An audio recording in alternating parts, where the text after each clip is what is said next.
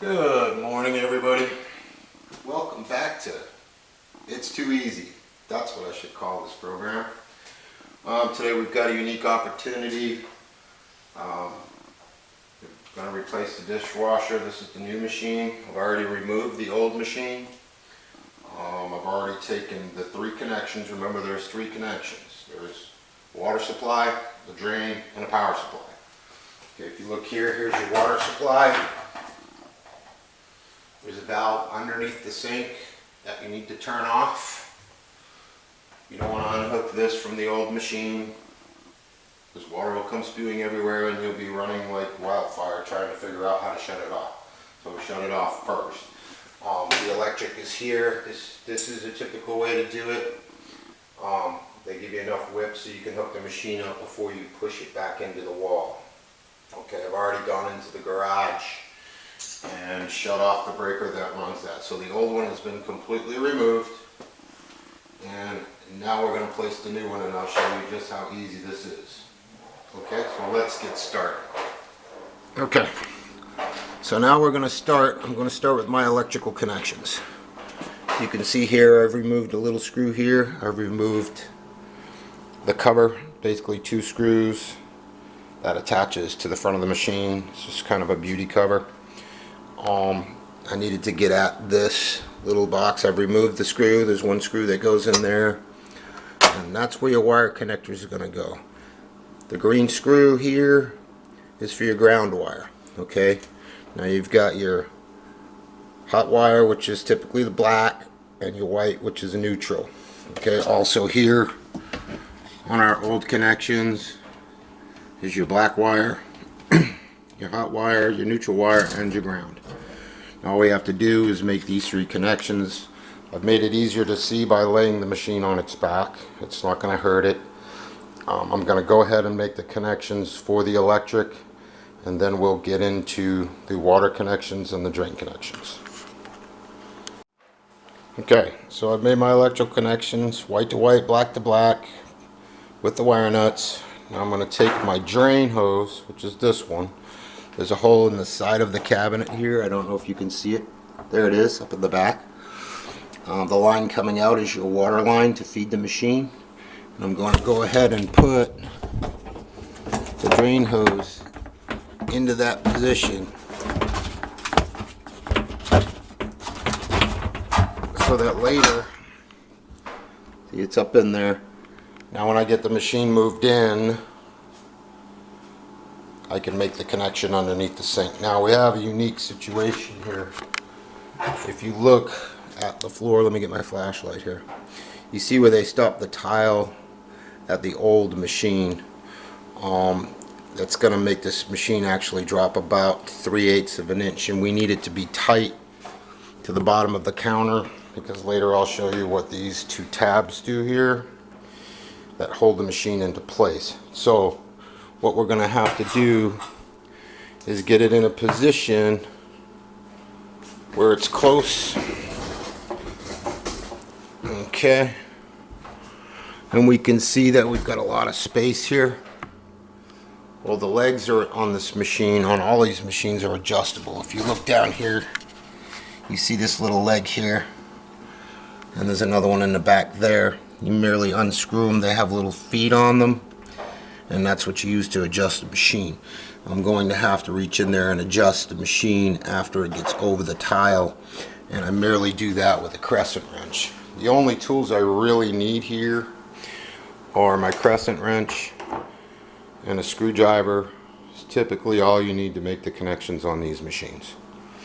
Okay, so I'm going to get this machine into place, get it adjusted, and we're going to go from there. I'll adjust it, and then I'll take you through the next steps of putting the machine, making the final connections, and putting the cover plates back on.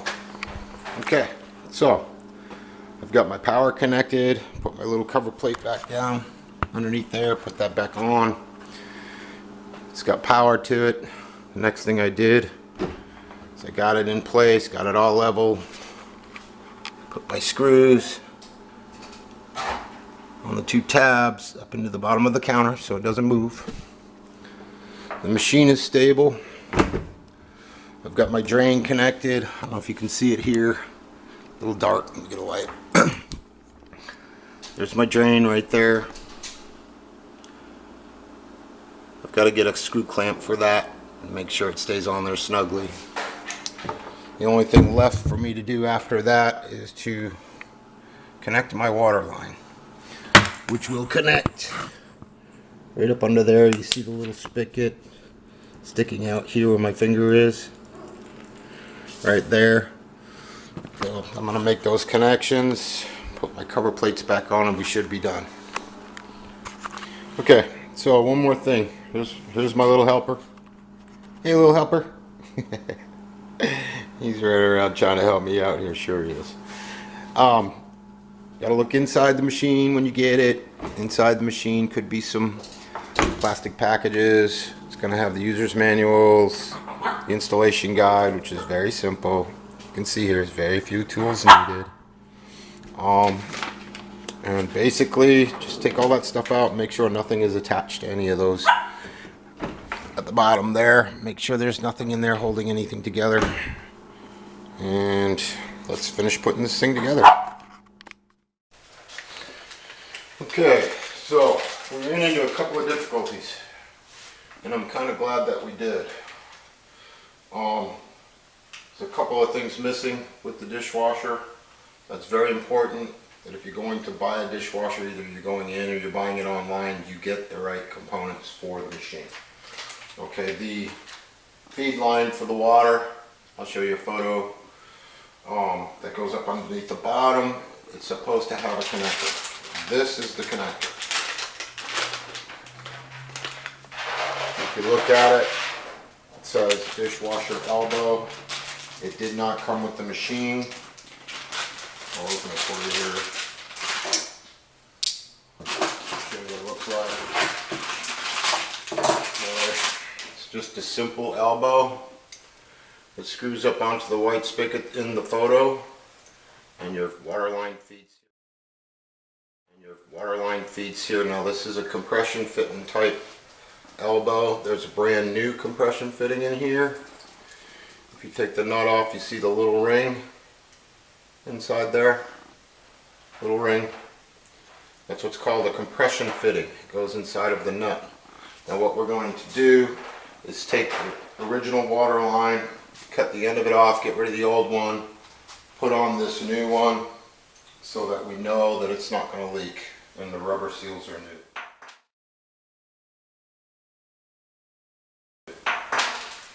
Okay, the next thing that was missing, and I'll show you a photo, is where the drain line connects to the garbage.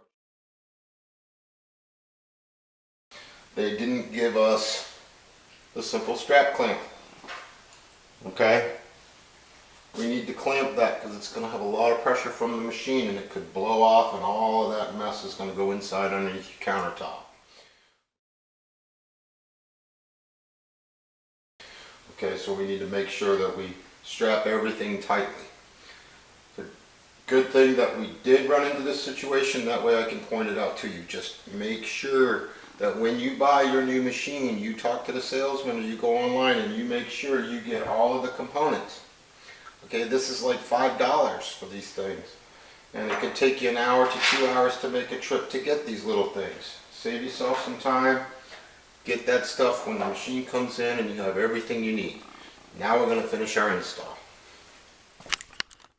Connections, we turned our water back on, we turned our power breaker back on. Now we're going to test the machine.